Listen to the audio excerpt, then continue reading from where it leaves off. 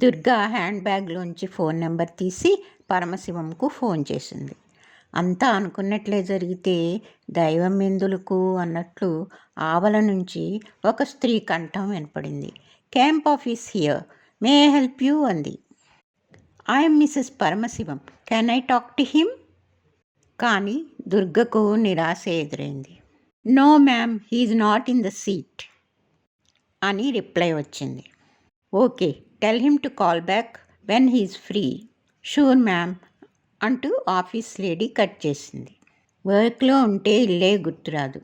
అదేంటి అంటే 24/7 నేను పబ్లిక్ సర్వెంట్ అంటాడు. అసలు ఇవన్నీ కట్టుకోవడం నాదే బుద్ధి తక్కువ.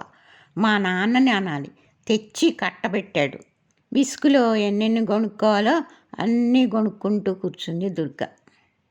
ఓ 4 గంటల తర్వాత ల్యాండ్లైన్ మ్రోగింది. అసలే దుర్గ ఎదురు చూస్తూ కూర్చుందేమో. టక్కున ఎత్తింది. Hello hello, mrs Paramasivam here అంది. దుర్గా, నేనే. ఎందుకు ఫోన్ చేసావు? పిల్లలు కులాసానా? ఆవల నుంచి పరమశివం సమాధానం. దుర్గకు ఒళ్ళు మండిపోతోంది. ఫోన్ ఎందుకు తీసావు అని అడగటం ఏంటి? వెళ్ళాక సమాచారమే తెలియలేదు కదా. ఈ మగాళ్ళంతా ఇంతే. మనసులోనే కసిగా తిట్టుకుంది. ఏమండి ఏంటి దుర్గా, ఏదో కంగారులో ఉన్నావు, సరిగ్గా చెప్పు. అందరం బాగానే ఉన్నామండి, కానీ ఎదురింట్లో దెయ్యాలున్నాయట, భయంగా ఉంది. ఎప్పుడొస్తారు అంది దుర్గ భయంగా. దెయ్యమా?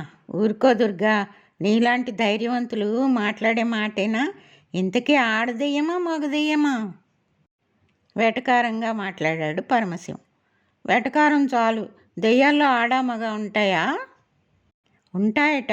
మగదెయ్యాన్ని భూతం అంటారట, ఆడదైతే దెయ్యం అంటారట. మా ఫ్రెండ్ చెప్పాడు. భూతమైతే నీ దగ్గరే ఉన్ని, ఆడదెయ్యమైతే నా దగ్గర పంపు, జాలీగా. ఇంకా పరిహాసం చేశాడు పరమశివం.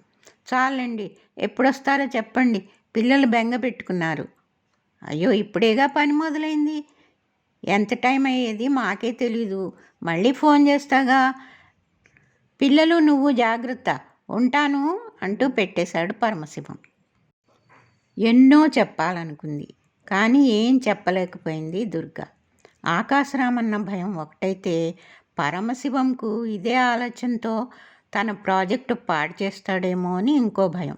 ఇలా రకరకాల ఆలోచనలతో నిద్ర కూడా సరిగ్గా పట్టడం లేదు.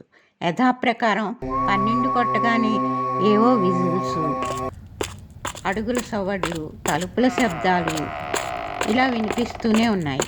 కళ్ళు గట్టిగా మూసుకుంది దుర్గ. ఆ రాత్రి గడిచింది. మర్నాడు ఉదయాన్నే పిల్లలను స్కూలుకు తీసుకువెళ్తూ ఉంటే లీలావతి ఇంటి గేటు ముందు ఒక చనిపోయిన పిల్లి పడుంది. కార్పొరేషన్ వ్యాన్ వచ్చి తీసుకెళ్తుందిలే అనుకుంది దుర్గ. పక్క నుంచి నడుచుకుంటూ వెళ్ళిపోయింది. కానీ వ్యాన్ రాలేదు, తీసుకువెళ్ళలేదు. ఆ చచ్చిన పిల్లి అక్కడే ఉంది. కాకులు గెద్దలు దానిపై గుండ్రంగా తిరుగుతూ కావు కావు అంటూ ఒకటే అరుపులు. ఇన్ని కాకులా? ఒక్కసారిగా వాతావరణం భయానకంగా మారింది. ఆ రోజంతా ఎగురుతూ ఆ చచ్చిన పిల్లిని ముక్కుతో పొడుస్తూ కాకిగోల అలానే ఉంది.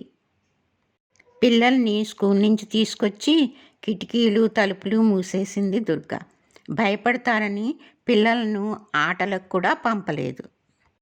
ఆ సాయంత్రం అందరింట్లోనూ దీపాలున్నా లీలావతి ఇంట్లో కరెంట్ కట్. ఏదో ప్రాబ్లంలే అనుకుంది దుర్గ. రాత్రి 9 కాగానే హోంవర్క్ ముగించి పిల్లలు తను డిన్నర్ చేసి పడుకున్నారు. సరిగ్గా రాత్రి 12 గంటలు. ఆ భూత్ బంగ్లాలో అదే మాదిరి అడుగుల సవ్వడి. ఈసారి లీలావతి ఇంటి కిటికీలు తలుపులు ఎవరో దబదబా బాదుతూ కూర్చున్నారు. లోపల నుంచి పోండి పోండి అంటూ అరుపులు.